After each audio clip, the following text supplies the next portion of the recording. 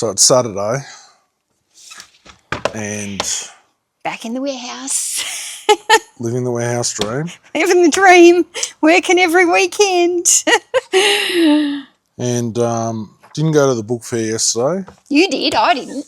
Yes, that's true. So you still went to the book fair. I did. How do you? Like, I couldn't justify going. I've got so much unlisted inventory. You've got 500 times more inventory than me. So how do you justify going? So the first 3 CDs I picked up yesterday, I went to a specific area, but the first 3 CDs I picked up essentially paid for the trip. Right. I bought 500 CDs, about 7 books, maybe about 20 DVDs. I'm there to get CDs. Now, that's quite a few CDs, but out of the amount that was there, it's only a very small portion. And I'm there to get specific titles for specific reasons. It's probably about 25 CDs I got that I'd pay $10 each for that I currently need. So the justification is, if I was just going there to buy bulk and bread and butter, that would be the wrong decision to make. Because I'm going there to buy individual titles, stuff that we have a legitimate need for because we're selling it, we can't keep it in stock. That's why I'm going. Now, wouldn't you have some of that stuff but sitting in the unlisted pile that's already there, you just haven't got time to process it yet? Because you've got tens of thousands of inventory in your warehouses that are unlisted. Not just thousands, I would say you've got tens of thousands of items unlisted. It's hundreds of thousands. So, like, the 500 odd that you buy, I don't know. I see where you're coming from and I see the thing, and for me it's almost about, I don't know for me. Like, I've been trying to really reflect on how I feel about not going, but I kind of feel good at myself for not going. Like, I've put some boundaries into place, and until I feel, I guess the goals that I've been working towards are, 1, I want to increase revenue, increase money, increase sales, which I could have got that result from if I had gone to the book fair and bought high range books. But the other thing that I'm trying to do is the goal is to get through the unlisted stuff and not to keep just bringing in more and more and more, which just ends up overwhelming me and puts me under pressure because then I've got more and more to do. And because there's already an influx coming in every couple of times a week, 2 or 3 times a week, I've already got like a constant stream coming in. Every time I add, like sometimes, like I'm now, these books that I'm doing, these are processing the books that came in on Tuesday. So it's now Saturday. I haven't even been able to process these books because I've been so busy. But obviously there's books in from months ago that haven't been processed. What I'm trying to do is stay on top of the ones that keep coming in so they're not being added to the piles. But what that means is the piles that are currently there, they don't go down ever because I'm working through the new stuff that's constantly coming in. And when I do the book fair, I normally bring in bags and bags and bags of books. It's not just like a few handfuls of books. I'm going there and spending several $1,000s and I'm bringing in a large chunk of books. And yes, the large chunk of books is very good, but it's also adding to the piles of overwhelm. And there's already plenty of books in here that are worth equally as much money as the new books that I would bring in. So I feel like if I just get through these books, by the time it comes to the next book fair, I'll have got down this pile that's overwhelming me, and then I can go fresh and not have as much here and can buy all that inventory, and it'll be great to add into the store. But at the moment, I've already got all this stuff. So I guess, I don't know, like I know you've always had the mentality of we should keep buying, keep buying, keep buying. But like you have got warehouses full of unlisted inventory, and you have got your staff. What mine looks like here with my waiting to list pile, your staff have got cubicles like this, the 4 of them, where they sit there and list, and they're also working in little desks that are surrounded like this up to here with unlisted inventory that they're working on. And I know that when I'm working like this and constantly with this pile, I don't feel always like it becomes overwhelming to the point where when it's your space is cluttered that you feel like you're not working as productively. And I do sometimes wonder if your staff feel like they're overwhelmed with the amount that's put in front of them to do, that they almost can't think straight either sometimes. I don't know. There's different arguments for both ways. I think you certainly made the right decision yesterday, because I think even when you go to the book fair with the mentality to, okay, I'm only going to go for the higher price stuff, I'm going to be really selective. You don't, but you come back with the $30 stuff still. That's what I was about to say, and that's the trap you fall into, because you fall into those old habits. So I think you made the right decision yesterday, and I also think I made the right decision yesterday, because it's a personal decision. It doesn't matter about external influences or opinions. It's up to you and what your mindset is. If you are going for a specific reason and you can justify it to yourself, go for that reason. If you're not going for a specific reason and you can justify that for yourself, don't go for a specific, don't go. I think you, like I said, you made the right decision yesterday. That was the right decision for you, as did I. Did you change your mind on that, Bart? Because when I first said to you, I don't think I'm going to go to the book fair, your initial response was, absolutely. You have to go to the book fair. You're Absolutely. mad. Absolutely. But now you're like, well, maybe you did make the best decision for you. But the thing is this, right? I'm looking at it from my point of view. True. And my mindset, okay? And it is an individual decision. And I did, my mindset is, because I've always been told you've got enough inventory, stop by. But that is by people that don't understand how our business operates. Does that annoy you? Oh, look, I'm used to it now, and I'm just like, right, well, if someone's more successful or they've got a better operation than me, I'll certainly respect what they've got to say. If someone is struggling to list 5 items a day and they're trying to tell me how to run my business, it just irritates me, because I'm like, right, well, where's your authority to speak on that sort of thing? But it also depends on how people say stuff. I think the thing is, you need to actually understand what our business model is and understand what we're trying to do, and then you might get it. As far as our unlisted inventory goes, a lot of it is unlisted, but that doesn't mean we haven't looked at it. That doesn't mean we haven't, made decisions about it. Some of it we've already got listed, like we might have multiple copies of the same title and we've already got one listed, or there might be other issues. So, stuff has been put on the back burner because it's difficult, and then it's sat there for 4 years. I mean, we've got pallets tucked away in the backs of warehouses that, we've brought back, and we've tucked it away. One of the biggest problems we had is multiple changes in the business in a rapid amount of time. So to give you an example, I think at peak we had 11 or 12 staff. We've halved our staff, and we're still trying to get the same results, which is pretty difficult. How do you, if you've had staff from 4 years ago, so I know, like, even when you and I first met, you got pallets of books. You knew that I was local. I had no clue who you were. You watched me on the videos. You sent me a message saying, I've got pallets of books. Do you want the books? I couldn't take the books, right? Some of those books are still sitting tucked away in a warehouse. Yeah, I'd say so. Pallets of books. Yeah. So how do you justify the storage cost of, say the warehouse 2 down from here, which is basically just a storage warehouse. There's nothing listed in it. And some of those pallets, and pallets this big, how do you justify the cost of, like, you get them in for cheap or whatever at the time, they cost next to nothing. If you'd listed the books straight away, they would have been profitable. But now they've taken up this cubic space of storage, and if you times how much you pay per storage, per cubic metre or whatever, per month times 4 years, how do you justify keeping stuff for that long and not trying to get through that and bringing more in, I guess?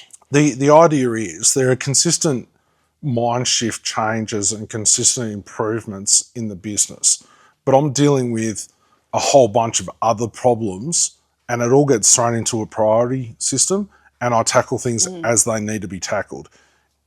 Best working principle is you have essentially like a straight line, and you have pallets at the start, and the newest stuff that's come in goes to the end, and you deal from A to Z the stuff at the front and work your way back. And when I say A to Z, what I mean is you make a decision about what's happening with it. Is it being sold? How's it being sold? then you photograph it, you list it, and you put it in storage. You can't sell anything you don't have listed for sale. And that's my mindset going forward, okay? But at the same time, it's very hard to do that when I've got half the workforce that I used to have and I've got them working in other areas. My business is certainly not perfect. Are we making, leaps and bounds as to what we have been? Yeah, we are, and it's going forward. The improvements we've made lately have been really good and really beneficial, but it takes a lot of time. To do small, simplistic things. For example, if you wanted to change this bench out and put a shelf there instead, that's a couple of hours work because you've got to move all this stuff and you don't just want to move it and then have to still deal with it. You want to, okay, this is getting listed. I'm going to take photos of it. I'm going to put it on the shelves, I'm skewed and whatnot, and then I'm going to do the listings. Then I can go and put the shelf in there. Now, it's a slow way of putting a shelf in there, but it's also the right way to do it because you're dealing with the stuff that's here. Now, I think with the books, so if you've got retail space, the way you have to look at it is each square foot of space is costing you X amount of money. If you've got something for sale in that space and it's not selling and it's costing you that money each month in rent or whatever the outgoings are, it's hard to justify that. With bulk inventory, sometimes you don't have the option as to the timing of it. Yeah, I was going to say also, in hindsight, those pallets come in like years ago, 4 or 5 years ago, however long it was. Do you think like if that opportunity arose now, you would do the same thing if you knew it would take 4 or 5 years to process those items? Or would you turn that away now because you've learnt? Like, did you take it on them because you were trying to scale quickly? But then obviously it takes so much more manpower and everything to scale quickly as you're growing. So have you gone into this hard straight away, like I'm just going to go big, go hard, or what's that saying, go big or go home? Like, have you just come in from the start of in reselling and like, I'm going big at this right from the beginning? Or is it that you got too much and then went, that was probably a mistake. Now it's sat here for too long and I haven't processed. I wouldn't do that again. Or is it still a very similar mentality how you're running it now, even from when you first started? Does that make sense? Yeah, it makes perfect sense. I'm more than happy to make a huge amount of mistakes in my business. Are you scared of failing in front of other people? No, I honestly, I have no shame in that at all because the people that criticise are the people that are just having a cheap shot, or they're people that don't understand what we're doing. And to be fair, majority of people have no understanding as to what we're actually trying to do in our business. Gary Vee always says that. I'm not afraid to fail in front of any of you. In fact, bring it on, because every time I fail, I learn something from it and I go bigger and harder next time. Well, that's absolutely solid because if you come into this business and you try to do everything perfectly and you try to always look like the perfect princess, it's just not going to pan out. And that's not what the aim of the business is. We're trying to build something much bigger than what we've currently got, much more diverse and much bigger than what we've currently got. And much bigger than the typical reseller who's from home. Well, I mean, I don't think you can compare it to an at-home reseller. I think at minimum they have to be in a storage, some sort of storage, because I just think we couldn't have 2% of this business from a house. 2%. We couldn't do it. There's just too much. So same business, but totally different scale and level that maybe one wants to achieve and get to. I'll give you an example. So occasionally people are like, where can I buy Gaylords or pallets of books from? And the first thing is, I'm thinking to myself, well, it's really easy if you're set up for it. But the problem is, the first question I've got, have you got truck access? Have you got a forklift? No. Pallet jack. I want a pallet dropped off to my house and I'll hand unload it. But the problem is, they don't understand the logistics. The pallet is wrapped properly, it's on a truck. The truck driver is under the pump. He doesn't take it off either, does it? Every time the truck brings stuff for him, he literally just sits back in his car having a little nana nap or a soft drink or whatever. He's not there to get off, get on a forklift, unload it for you. Their job is to safely drive the truck. They're not a courier driver where they have to put it into their vehicle Removalist. and take it off. Their job is to go to the location safely and to concentrate on their driving, and they need to be well rested for that. And they don't even hop out of the truck and watch us unload really anymore. No. Occasionally, the curtain-sided trucks, they'll open the curtains up and move stuff around whilst we unload the truck. But a lot of the guys, the container guys, literally they are on the phone or they're just asleep in the truck for the 45 minutes it takes us to unload. Mm. And that's not their job, is it? They're not paid to do like that. Oh, absolutely. And they don't have, it's not like they bring the truck with a forklift on it and then just remove the forklift. You got to somehow get it off the truck. And you're on their time. They're not going to wait for somebody to just hand unload like a big heavy pallet of books. No, so, and it's as soon as people say that, you just know you already know you can't go any further because it's unrealistic. And it's nothing against them, but they just don't understand. Mm. You know, they just don't understand the complexities. The only way to do it, get a pallet delivered to a depot. They can go pick it up from a depot by hand. And even that the depot doesn't like because they're there for an hour hand unloading this stuff. And as they're doing it, they'll be looking at stuff and sorting it out and all this sort of stuff. It's just not realistic. And it really can't fit into a car unless you got a ute or a van or something. Physically, it can, but it's the weight. Yeah. And the weight, you'll break your car. Yeah. You know, the tyres will be scraping on the car as you drive along. Well, it's like me when I'm picking up heavy loads. You know, sometimes I know I'm pushing the limits on my car. Oh, yeah, your car The car like sinks down like this, and every single time I look at it and think, I really need that van. Well, it's really interesting. You were saying a guy commented on one of the videos saying, don't get a van, get a ute. And the rationale... I think the Americans call a ute a pickup truck. A pickup truck. Pickup truck. They call them trucks, well, pickup trucks. But we call it a ute. A ute. Utility vehicle. You know, look, I'll go with ute all day, every day. I mean, pickup truck sounds cool, but to me a pickup truck is one of those really square, old, you know, F-150s that you see someone driving along with a straw hat, you know. Like they use them for a photo shoot. Banjo playing in the background, bit of Deliverance. But anyway, look, they've got some cool vehicles for sure, but we call them utes. I think... He said I should get a ute. Well, and the rationale was there's no protection, or there's a lot less protection, crumple zone, if you have an accident driving on the highway 120 k's an hour. Or hit a kangaroo. Exactly. And I thought, you know, that's actually really good advice. And a ute would be good for you if you had a canopy or a good cover on the back, because they are generally safe vehicles. You do have that crumple zone, and it just makes a lot more sense. I mean, new utes are good. Mm. Old utes can have a tinny noise, and they don't sound the best driving on the highway. I think a ute would be good because you could use it as your daily and as essentially your work vehicle. I just don't know if the timing's right. The timing's not right. No. So that's all right. Yeah. We can tackle that when we come to it. We'll work it out. Don't lean too much on that table. Is this one of these plastic? It's kind of like the car when it's packed with too many books. The trestle tables are kind of precautiously sitting there with that amount of weight on them. I feel like ready to one little bump and it might collapse. I was counting all the stacks of CDs yesterday at the end of the book fair, and I'm putting them into piles of 10 to make it easy for the guys to count.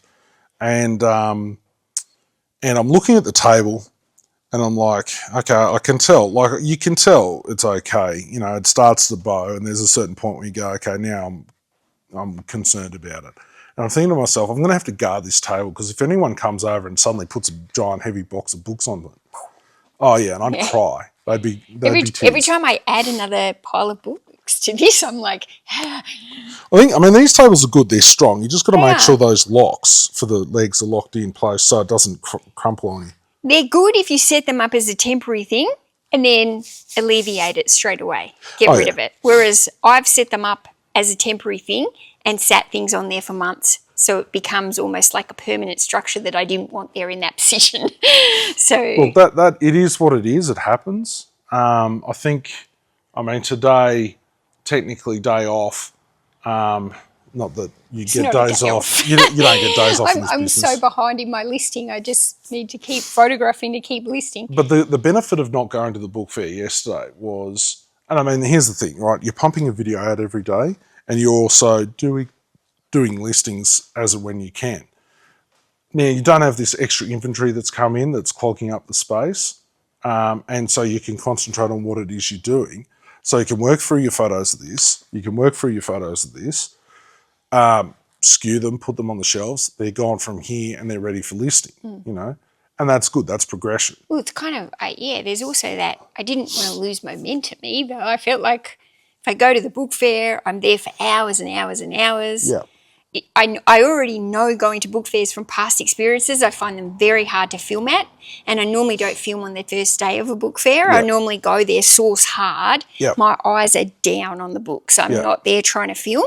And so then I was very conscious even also, like if I go to the book fair, I'm going to be there for hours and hours and hours, head down. I'm not going to be able to make the video. Then I'm going to have to come back. I'm going to be mentally exhausted from picking those books, because it is mentally exhausting when you go to a book fair and you are trying to remember, is this book good? Is this book good? Or scan it or whatever. Like it's a full mental game. Plus, it's a physical game. It's hard work going around that book fair. It's hot, it's sweaty, it's full of thousands of people, and you are going, everybody's picking fast because everyone thinks they're going to miss out, and it's rushing. So it's physically and mentally hard. And I was like, and then I'm going to come back here and I'm going to be exhausted, but I'm going to have to make another video, and then I'm going to have to go home and edit the video, and it's going to be, I'll probably won't go to bed till another 10 o'clock at night.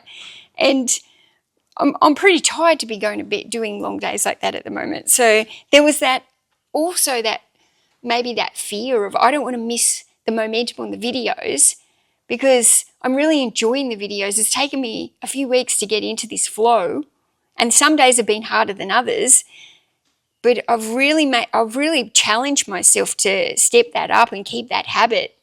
And it's almost like I don't want to self-sabotage it with something else that's on. So I do think secretly that played a little bit of a part into why I didn't want to go to the book fair, because I was like, I already had to do a Zoom call in the morning.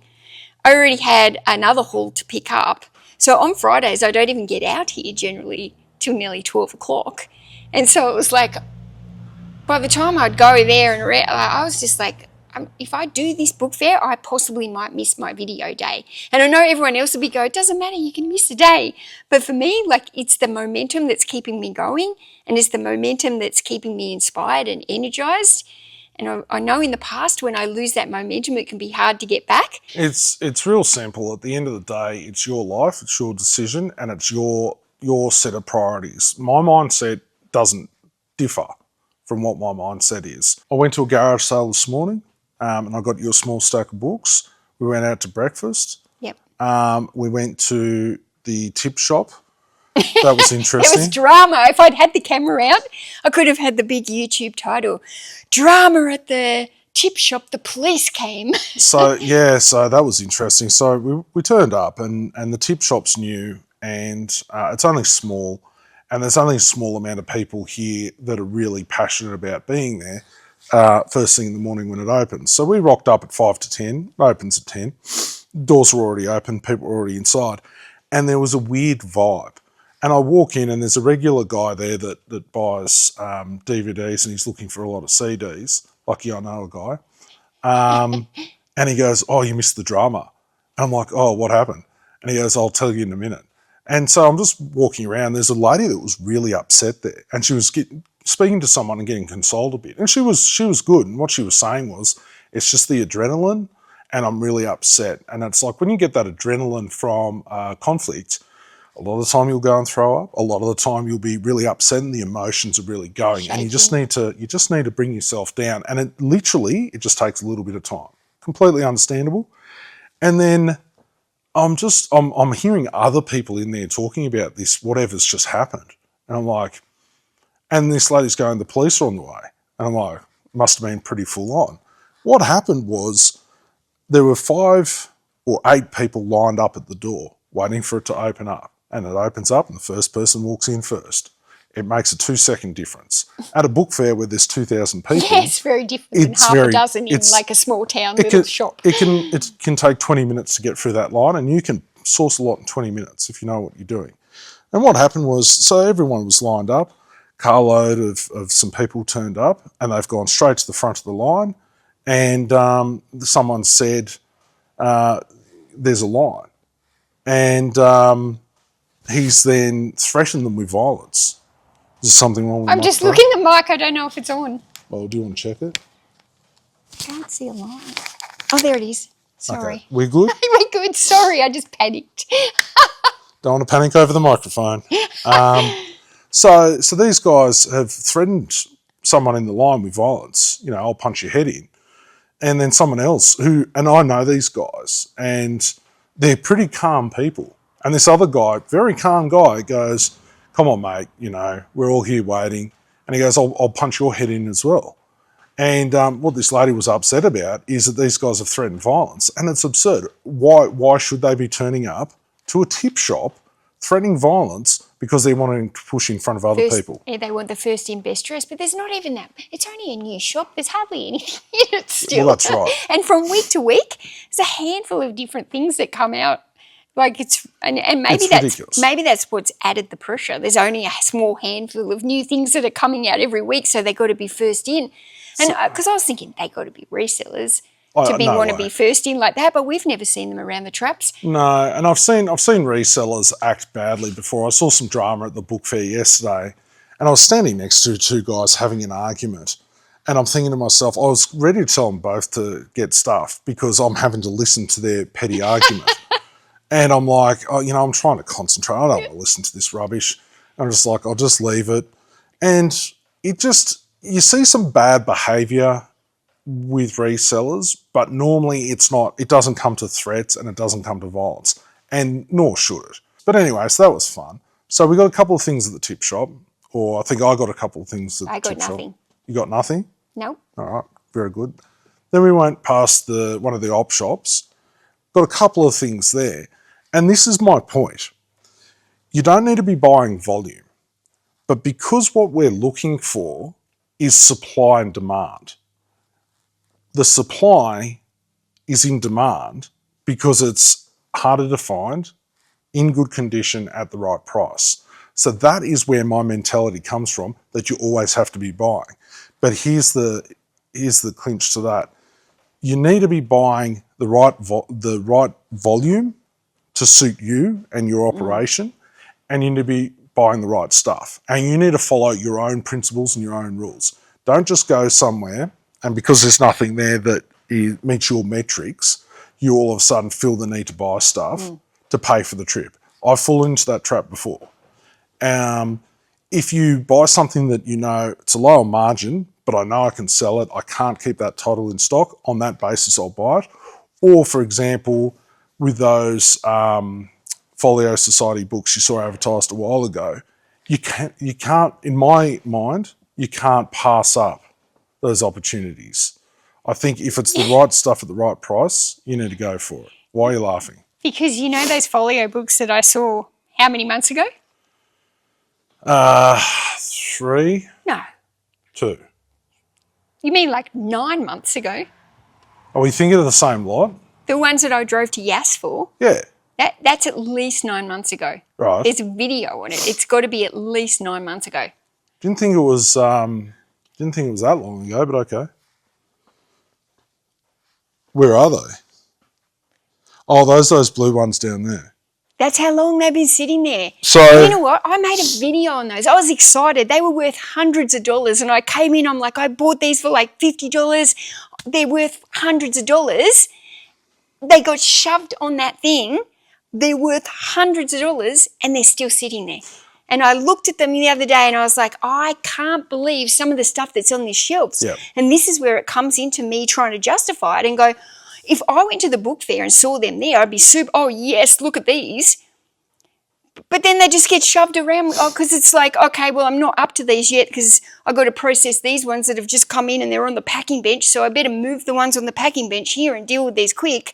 And then 2 days later, there's more on the packing bench that have come in from the car that I've just processed, so they're coming over here. And this is what I kept thinking to myself. If I went to the book fair and found them, I'd be super excited. Yeah. Right? Yeah. But what's the point in being super excited if they're not getting listed? It's the excitement of going out and finding it. For many, many years, I've been feeling like I live in a bit of flight or flight. How do they say it? Fight or flight, right? Fight or flight mode, survival mode. Yeah. right? So for me, there's almost like a security in having extra inventory. Yeah, Like that's there's fair. that inventory of like, I had to go out and become financially independent on myself. And that was scary. And I was thankful that I had some unlisted inventory at that time because I had to go out and bring in some extra money. And I was thankful I already had inventory because when I first separated from Aaron, I didn't have a lot of money or anything. Do you know what I mean? I was nothing. So I was thankful for the inventory. So sometimes I think going to the book fairs for me is very much about, it's not the fear of missing out, but there's something tied there around that money that it's almost like having extra stuff here is like security if I need it, that extra money. But I don't get it done to get that extra money. It's not that I don't need the money. We always need money. But it's almost like a security blanket. Like me having those books down there, okay, there's hundreds of dollars worth of books in that bundle. Well, what if one week something dire happens and I need that $500? Maybe I could list them and then get that money then, rather than the weekly. Does that make sense? I do wonder if there's some kind of security in buying these higher end books and knowing that you've got them piled around here, and that's like a security blanket of money in case something happens or in case there's a pandemic or in case we get locked down. Like, is there something psychological around that? But I mean, realistically, me having those books down there at least 9 months is ridiculous. When they're worth that, they should have been listed as priority because they're the high. Why am I listing $20 books here instead of $600 books? Okay, so what's the psychology around that? Okay, so there's different ways of looking at that, and one is you just can go straight for, well, there's procrastination there. And I mean, look, I'm great with procrastination. This is a true story. Procrastination about money. Like, am I fearful of getting extra money? Is it because I'm uncomfortable receiving larger sums of money? Like, it's like, do I just think I'm worth the $20 books, not the $500 books? That's less of a procrastination issue and more of almost a self-esteem issue. But so the book on procrastination I've been halfway through that book for more than 10 years. I've got a bookmark in it. It's on a bookshelf, and that's as far as I got. Because I got one thing from it, and it was this. Start doing a task and keep doing that task until that task is finished. And that's how simple it is. With this, it is one bite of the elephant at a time. So from what you're saying, what I'd be doing if it was me, I'd be, okay, you can take photos of these because they're right there, prime position. Then I'd just move here and I'd clear that off. And then I'd say, all right, that's enough of that for today, but I'm also going to do those folios today as well. And then that's good enough. That's more than enough.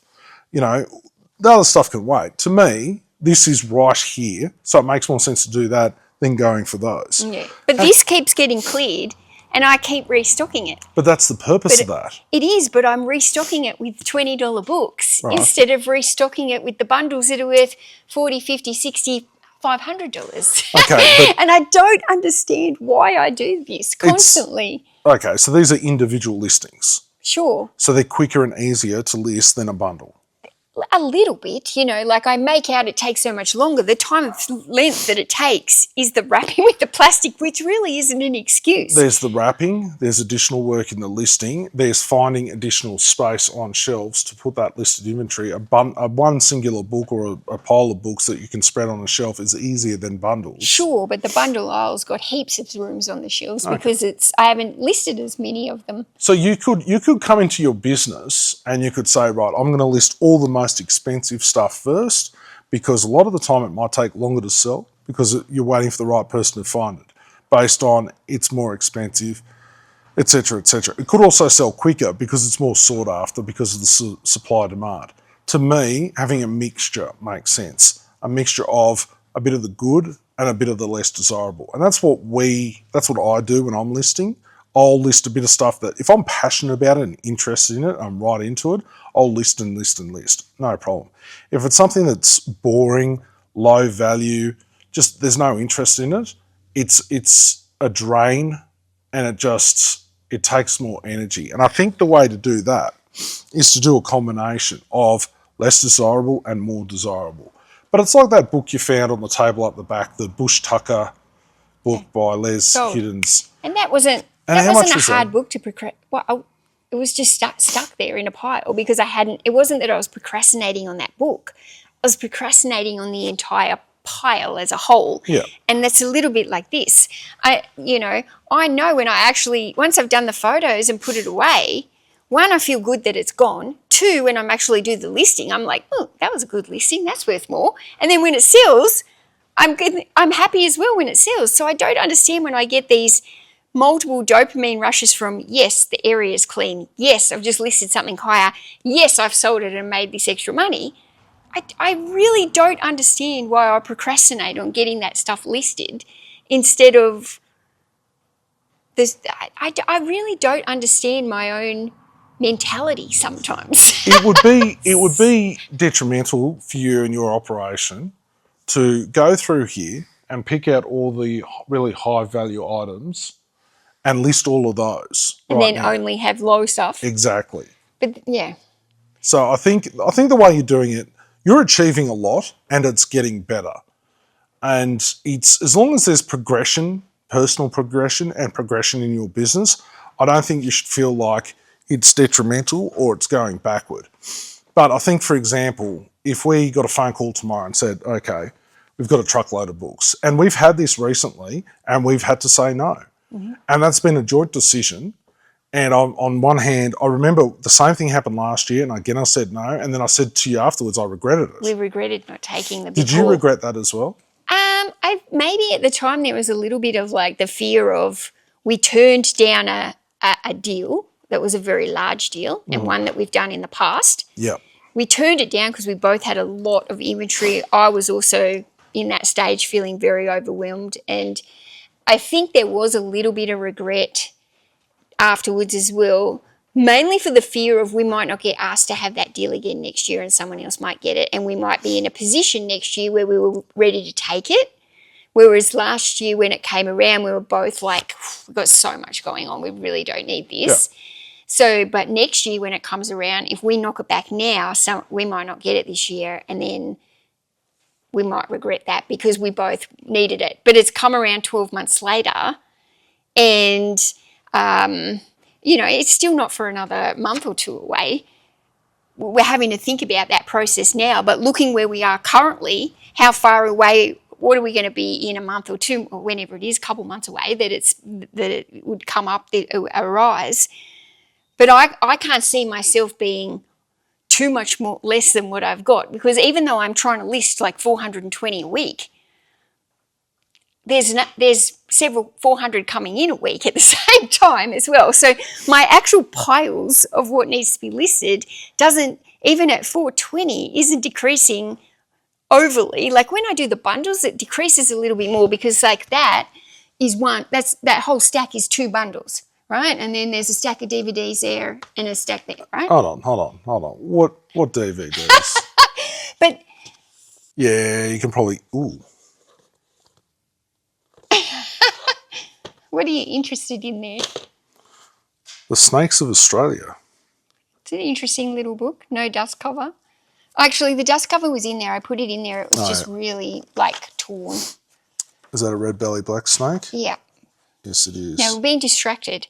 What I'm saying is that's 2 listings, whereas, like, that's the same size pack as this, but there's, like, dozen listings. Do you know what I mean? So the piles do go down when I do some bundles because it's like 6-8 books to 1 listing, not just 1 book going down. I feel like since we've been going, I've had a bit of water and you Which one's haven't. mine? That Okay. one. Well, that one, obviously. It's important to stay hydrated. But, I mean, the purpose of this bench is you say you clear it and then you fill it up again. But that's what the purpose of this bench is. The purpose of this bench is for me just to reach here Oh, and now, go here. are we meant to call this a counter now? No, it's a bench. Thank you. But the purpose of this bench was, okay, the books that are next waiting to list are on here. And as soon as this is empty, the idea was come down here. Oh, this is the next thing. This goes over here. Put it on my phone there. And that then gets photographed. And then it come over here, and the idea is to pull more from this. But that didn't happen. That got shoved away. Don't even know what's at the back there. Then another table got put here, and then that got covered. You couldn't even see what's in there. And then it's like working off these and never getting to these. And this was supposed to be a system where it was like the waiting to photo pole just kind of come along there and it kept moving over. That hasn't worked. So it's interesting because I've got something similar going at the minute. On the packing area that we've just made this extra bench space, I've got a bad habit of whenever there's new bench space, I just find myself occupying it. It's like occupy the bench space. So Same. I almost feel like you'd be better off with like one flat bench that doesn't have shelves underneath. And instead of putting stuff there and then picking it up and putting it on top, you have a bench space not too far out from the wall. So you don't fall into that trap where you just push stuff to the back, but you have it in an order.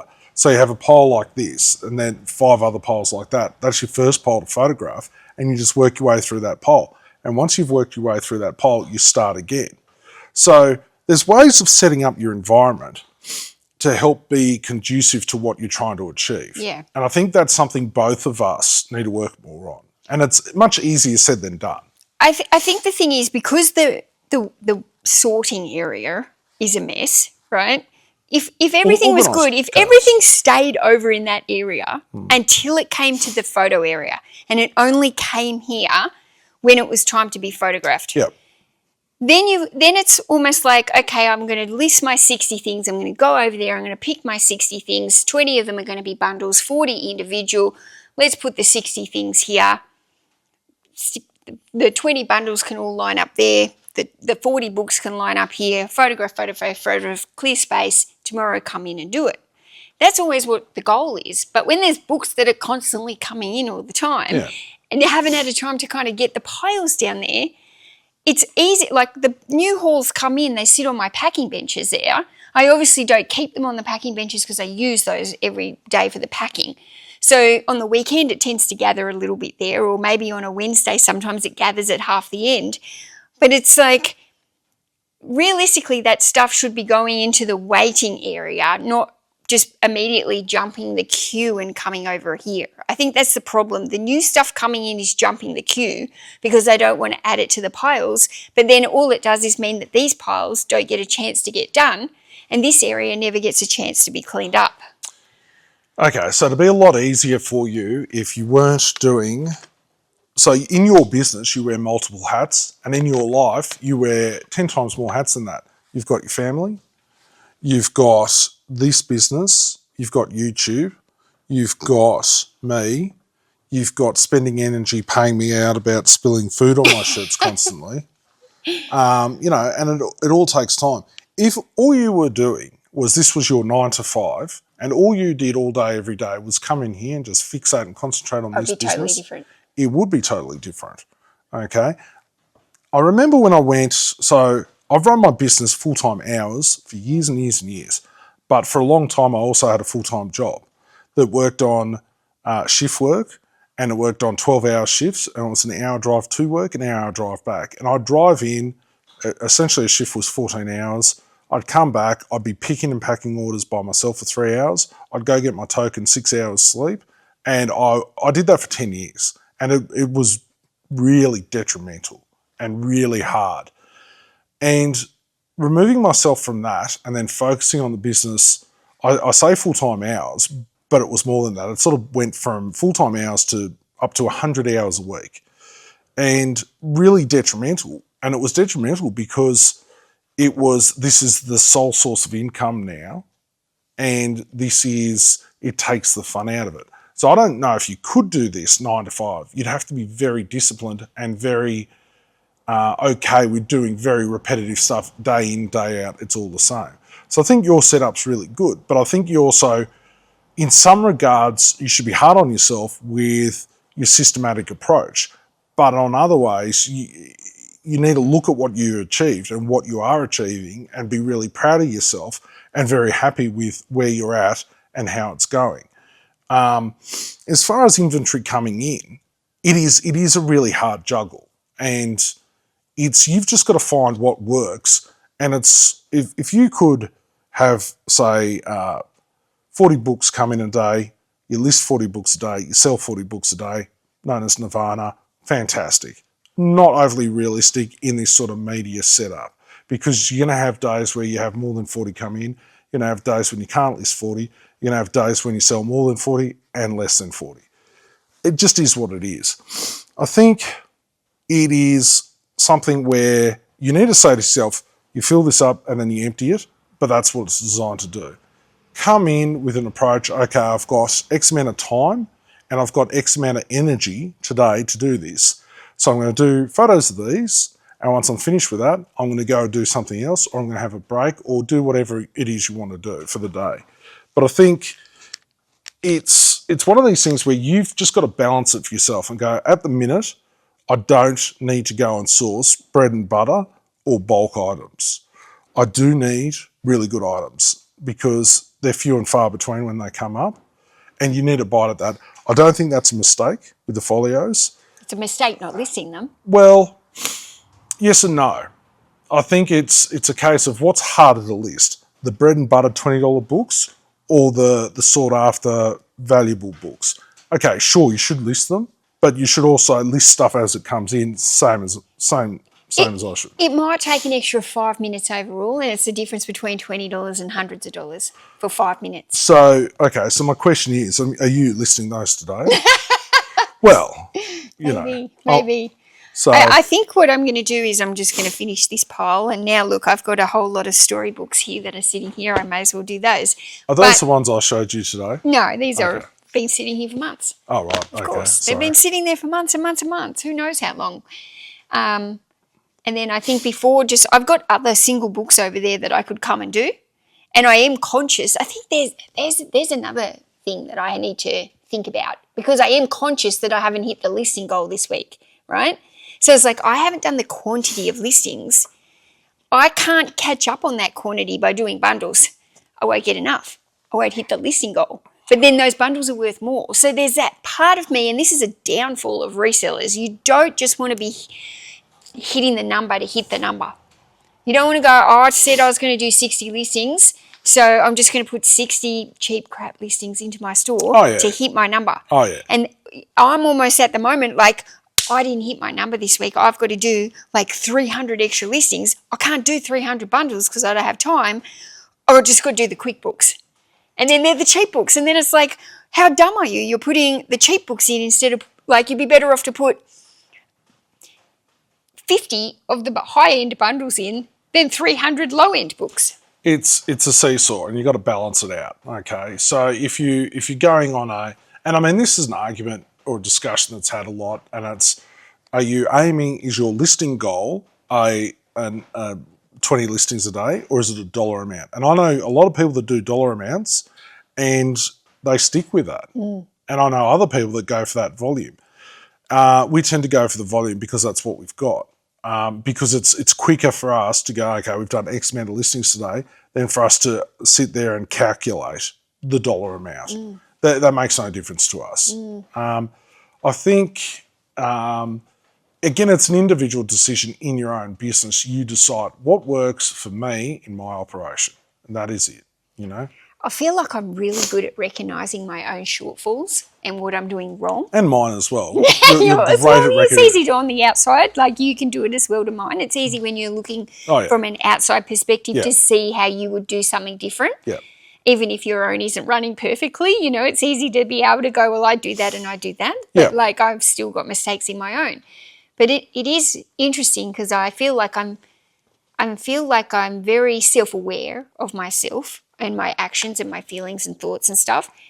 And I realise my shortfalls and what I do wrong. And I realise things that I know would help me, but I'm possibly too stubborn to take on. But then I also recognise things that I'm doing good, but I do think I recognise things that I'm doing well and the systems that work well in my business and the systems that don't. But it is interesting that I can already pick what my shortfalls are for running this business and what is detrimental to my business and what lets me down and what hinders me and all these kind of things. And it's still hard to change, isn't it? Is it just that change is hard? You get into these rhythms and it's just, that I know this system is not working, but trying to get out of the system that's not working without having a clean slate, it's almost like you need a clean slate to make the system work for you. And you don't want to be double handling and going, right, I want a clean slate here. I'm moving all this over here because I want to be able to move from that area to here every single day when I want to list. So I'm going to get it all over there. Yeah. Then I'm triple handling everything, which is so detrimental. So, yeah. I think this is the same thing we've got to work on at the moment in a big, big way. And people will see why shortly. It makes perfect sense for you to go, okay, I want this clear. I'm taking photos of this. This is getting done first, and then I'll reassess. Now, I know what some of the comments are going to say straight away. Hire staff, and I mean, I've said this to you multiple times, and I appreciate your decision because at the end of the day, I can give you advice from an outsider, your business, and it's up to you to make your decisions, and you justify stuff to yourself, and I get it. Okay, and you know all my reasons why and everything. Yeah. You might not understand them all. It's not that I understand them all, but I've got to respect the fact that it's your business and it's your decisions. And I mean, some stuff might frustrate me no end. And what frustrates me is a lot of comments that come across as quite negative. It's coming from a place where people they care about you and they're wanting to try and help you in the way that they think would help best or what they assume. Yeah. And the thing is, you've got to be a bit careful with the assumptions. And people have to be careful with the assumptions. And there are certain reasons you do certain things and there's certain reasons you don't do things. And that's completely, that needs to be respected. At the end of the day, what you've done here and what you've achieved, you should be very proud of. And, you just need to keep running it the way you see fit and the way you want to run it.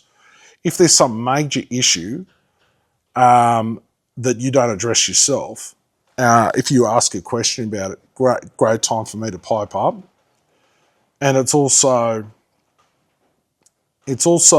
comes down to this. You can't overcome a problem or fix a problem if you're not aware of it. But I think you are aware of. Yeah, I think I'm aware of my problems. I think I am aware of them. It's just what do you think? There's a lot of internal conflict sometimes with me, but I think I'm getting better at understanding myself and understanding how I tick and why I make decisions and what they're based on sometimes and how they're not maybe they're not always the best decisions, but I understand why I've made those decisions, if that makes sense. It's not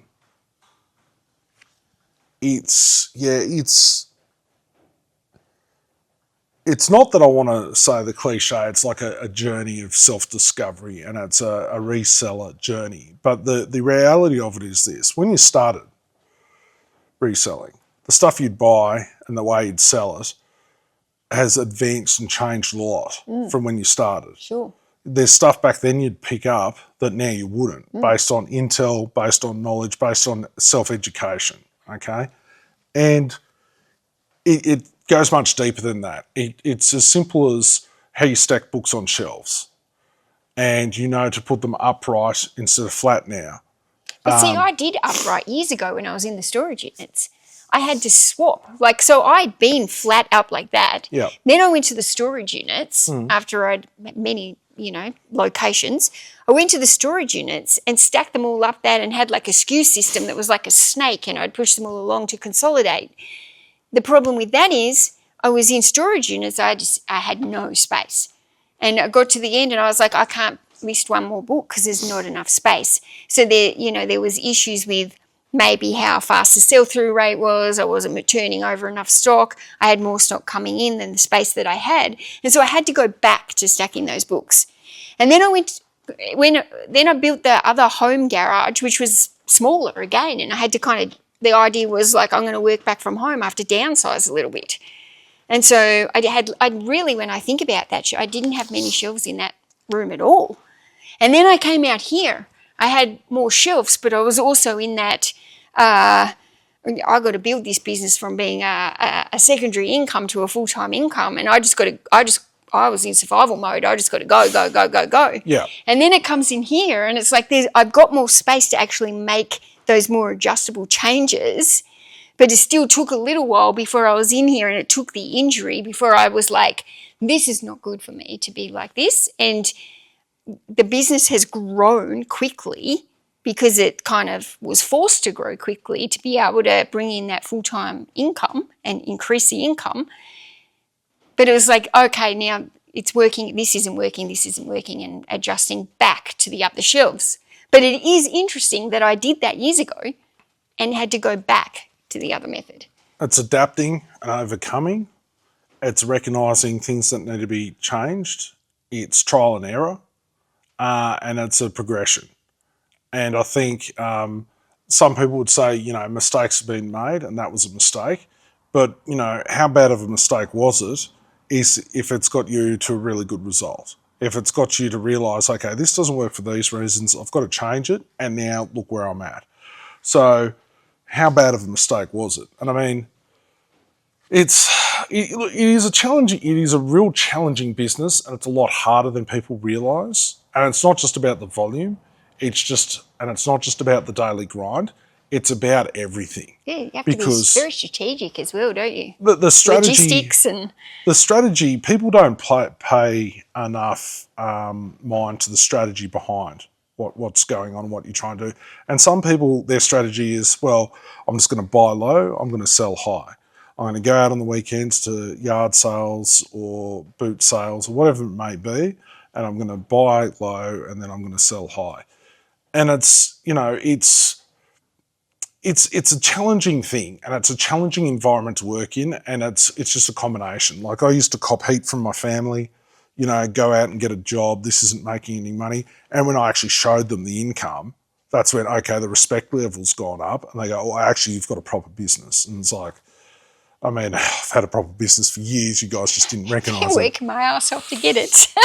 So it's just one of these battles, but you get all these external forces, and it's hard for you because you cop it from viewers, whether their comments are coming from a place of they care for you, but it's a harsh comment, or if it's, you don't get too many vicious comments, but you can recognise them straight away. And you'll see if I respond to a comment in a nasty way, it's angered me on your behalf. I don't do it too often. I bite my tongue a bit, but you also cop heat from, I mean, I think your kids are pretty good, but they're probably like, how can you sell these for this sort of price? Because I think they like most people, unless they actually have a close look at what's going on in your business, they don't get it.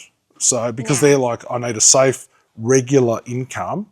I get paid once a fortnight. It's always the same amount. I know exactly where I stand. There's no, what ifs. There's no, oh, well, if I'm sick, I get, you get sick leave or you don't get sick leave and all this sort of stuff. There are a whole bunch of challenges. You cop it from me, you cop it from viewers, you cop it from external other areas, and it's a lot of pressure. And that's why you need to be proud of what you've achieved and what you are achieving, and you shouldn't be too hard on yourself. That's not to say that hard conversations shouldn't be had, challenging conversations shouldn't be had, and it's a two-way street. And I know I'm going to cop it sweet next week because I already know what's coming. Because that's a priority. Because of what we're going to share in your warehouse. Because what we're going to share in Stay tuned, guys. So I'm already developing, And we've been discussing whether or not we share some of the space in your warehouse. And I have said to you, do you really want to put this out there? I think the thing is this: it's not about do I want to share it or not. It's almost, you could say I'm using it as an accountability partner to put myself under pressure to say, okay, let's embarrass me and let's go, this is what our operation looks like. This is an area that people aren't privy to. And as far as I'm concerned, I think it's a privilege for people to be privy to the real ongoings of this business, because it's not always well organised. It's not always smiles and bright and shiny. There is real stuff that goes on. And some of it is much harder than other things, and there are some major challenges. Yeah. But the thing is, I mean, you imagine if you ran this business and you had 11 staff members in here, and how much you could get achieved and how it would work, and then you halved your workforce and what the difference that makes. And if you don't change other stuff to account for that, stuff piles up and it becomes out of control, and then you're becoming a problem. So I think it's a real privilege for people to see the real ongoings There's a lot of behind fake. something. Well, I mean, I think there is a lot of fake. There's a lot of look how perfect this all is, and I just bought this for $2 and sold it for $50, and there's not a lot that are really shown in the trenches. well, that's right. People want to show the victories, Yeah. but they don't want to show the struggle side of things for different reasons. And I get that, But the thing is, it's not all bright and rosy. There is some real stuff that goes on, and some of it's much harder than other things. But some people will get it, and some people will just be highly critical. And I look forward to that, because I feed off. There's a part of me that feeds off negativity, and I'm like, all right, I'll prove you wrong, because I've had to do it again and again and again and again. If something inspires me to not necessarily work harder, but work more strategically to get a better outcome, to me, that's a positive out of the negative. That's the way I look at it.